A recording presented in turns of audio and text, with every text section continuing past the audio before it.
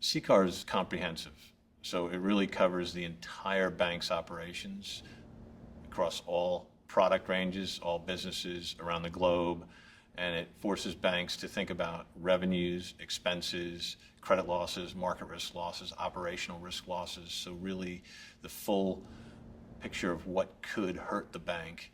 And so it is probably the most comprehensive regulation that is out there. Probably the biggest lesson learned in the CCAR 2014 results is that CCAR is never behind you. Improvements that are made each year by the banks, the Fed keeps raising the bar. And ultimately they're driving banks towards a sort of BAU, SOX-like environment. And we can see that because this year's objections really came from qualitative rather than quantitative perspective. Firms, in reaction to the results, are having to increase the amount of effort that they're putting around CCAR, and that is across a number of areas. Model risk management is a big one. That firms are having to enhance what they've done in the past, the way they model their revenue and expenses, documentation of the journey that they go through in terms of documenting the thought process as well as the results in their capital plan. So the biggest challenges that banks face in making these adjustments is making sure that they've got a really full and thorough, thoughtful process from beginning to end, that they've documented the processes that they've gone through, that they have the right review and challenge, and that there's a level of transparency all the way up to the board.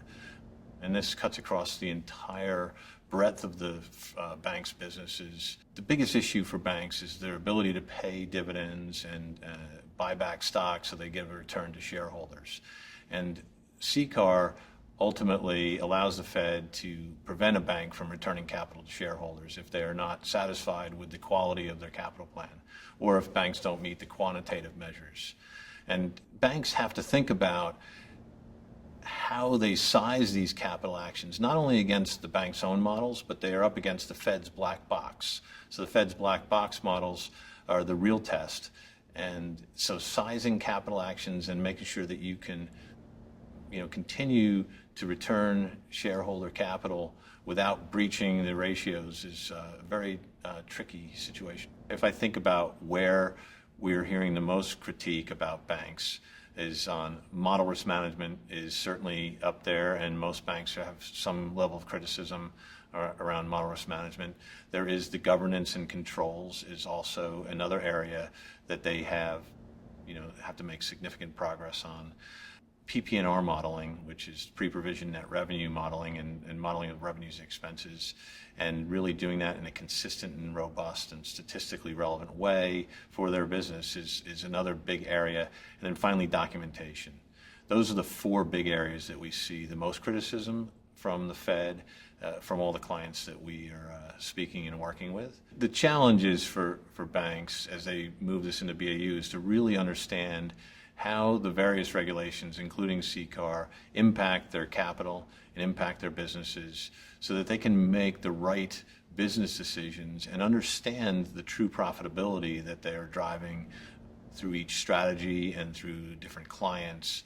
And the banks that have done this the best and have the most robust infrastructure to handle this have an advantage because they have a better view on what the real cost and the real profitability of the business is. CCAR shouldn't be seen as just a regulatory exercise and something that you're complying with a regulatory demand. The expectation is that you build it into your BAU process, and that it informs your risk appetite, it informs your equity capital allocation, and it informs the way you do business on a go-forward basis.